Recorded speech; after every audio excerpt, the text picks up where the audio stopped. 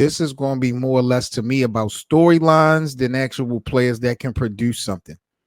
Right. Would you have a problem with the Lakers if these guys were available, going straight story headlines and just picking up Zach Edey at 17 and then picking up Bronny in the second round with the 55th pick? Would you have a problem with the Lakers going in that direction?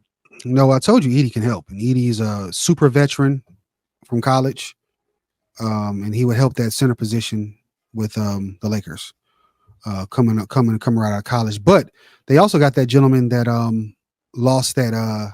beat that case, who is more talented, that might be able to drop to that 17, which the Lakers should go. Yeah. I forgot his name. I know exactly who you're talking about. He was a top 5 pick.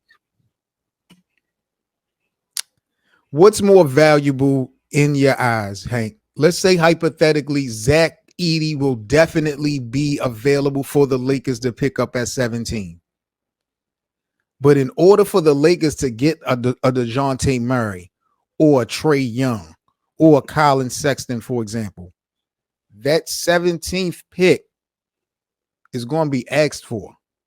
Right. What do you think is more valuable to these Lakers? Because you highlighting how important Edey would be for AD, who's going to be really the cornerstone of this team. Is it more important to draft Edey, or is it more important to take that pick and try to get one of those more respectable third names? I said Colin Sexton. Who's the other name? We Trae Young and DeJounte Murray.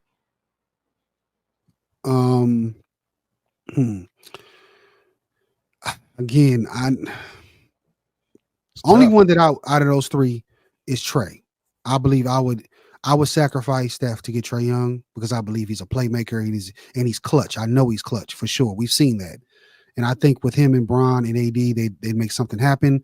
And you probably can package D'Lo and get something valuable as well if you're going to bring in Trae Young. But beyond that, I will keep the pick. And again, we got BA here. What's the gentleman's name that we talked about that beat that case?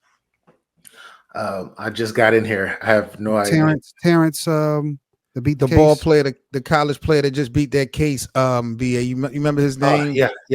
I don't remember his name, but from Illinois. He's from Illinois. We were talking about him possibly dropping down. Terrence Shannon Jr. We were talking about him possibly dropping down to 17 for the Lakers. Because we're going through the top 10. I'm going through the top 10 moves I think JJ needs to make now as a Laker head coach. And I'm on number 5, and we're talking about the draft. And I was asking Hank, should the Lakers, because there's not a lot of box office talent coming out of this draft that we know about, should they just go headline, storyline if these two are available, getting Edey at the 17th and then and Bronny at the 55th? I think both of them are going to be gone. But I think both of them are going to be gone. The Shannon kid, though, the Shannon Jr. kid, he was labeled a top 3 to top 5 pick before this whole situation happened. Then came back and went to killing and lost against Connecticut, UConn, which ended up being the national champion because it was stacked. This kid is box office. Maybe low key, maybe the best guard in the draft. So LeBron stamped him. So if the Lakers can pick him up at 17 because everybody's doing whatever, get him over Edey and over Bronny. He needs to be the priority if he's there. Him being at pick 27 and pick 26, whatever they talking about. That's cap. Somebody gonna take him. But if that is the case, Lakers, please draft him. Please draft him. I would even move up a couple slots if I can to get him. Yeah. Well, the trade to Utah for Jordan Clarkson will move you up to 10th. Yeah, Clarkson and him. Ooh. So you don't need D'Lo then, right? No, you keep D'Lo. I'm saying if D'Lo decides to go to Orlando, if he opts out, I mean, you don't miss anything, I'm thinking. You got youth. Who's going to run that point, though? Clarkson? I mean, this is JJ Redick's job. You still got LeBron James. I mean, I don't. So D'Lo helps his legs.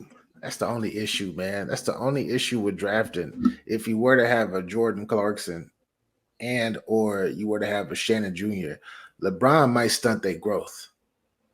It might stunt they play. That's the only thing about it, because he's still going to be demanding and they're going to have to play more off ball, which they're not really accustomed to doing. Didn't he played with LeBron before?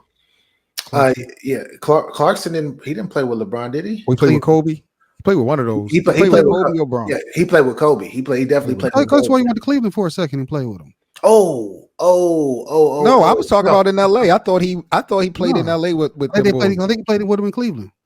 In that second tier, in the second round. Yeah, in 2018? Something like that. After Kyrie left. Yeah. You're right.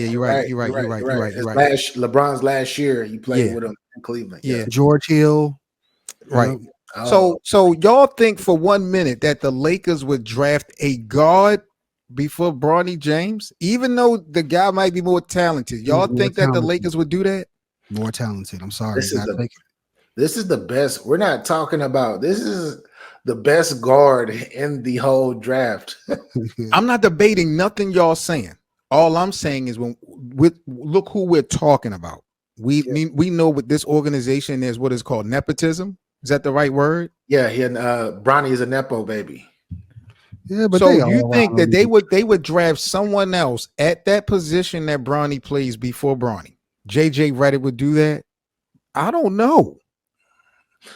I agree with you. I think they pick him at 17. That's sick. I think Bronny. I think Bronny is going. I'm trying to tell you, man. LeBron is behind the scenes, like, yo, I better pick up my son. Somebody better pick up my son. You want me? Well, number 6, as far as the top 10 moves that I have that JJ Redick needs to make, is to create an identity for the Lakers. For the last couple years, we've been throwing it up in the atmosphere that the Lakers are a defensive identity or identified type of team. What type of identity, BA and Hank, do y'all think JJ Redick is going to attempt to bring? What type of system do y'all think he's going to attempt to bring, even though we don't even have a full roster? I don't think he has a system. I think that he's going to really rely on whoever his assistant coaches are going to be. It's going to be more like their system that he's going to grow accustomed to and stamp his name on it. Yeah, so hold up, coach for sure.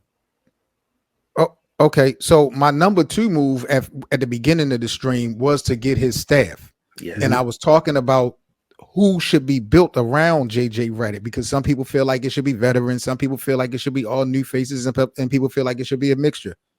So y'all feel like it definitely needs to be some seasoned in that coaching staff. I don't even want mixture. It need to be his first year, since he has no experience and don't know what he's doing. I think it needs to be all veterans up there with experience. Damn. Like bring what's his name back? That was he came back as an assistant for Brooklyn for a second. What's his name? James Harden, old coach. He coached for the Lakers too before. What's his name? Coach for Houston all them years and for Phoenix. Tony. D'Antoni? Yeah. D'Antoni. Oh. But see, this is my thing though, Hank. I don't know if those type of coaches with cachet would want to work under JJ Redick, right? They older now. They like I said, D'Antoni came back as an assistant. Who just got picked up as an assistant in LA for the Clippers? Was that Jeff Van Gundy? Jeff Van Gundy. Yeah, he's a senior. Yeah, he's an assistant. Yeah, he's an assistant now. Okay. They'll do it now. I think even Stan would do it. Oh, so Jeff Van Gundy, because Jeff Van Gundy was just doing he was just in Boston and got him a ring. Senior advisor. Yeah. Oh, wow. So he going to For the latest and greatest on your Los Angeles Lakers, make sure you subscribe to the channel. We're on the road to 1,000 subscribers, and we appreciate the support. Follow us on social media at Lakerland Show, and join our Playback TV room for our free VIP access to our Lakers watch parties, and of course the Lakerland podcast. That's playback.tv/Lakerland.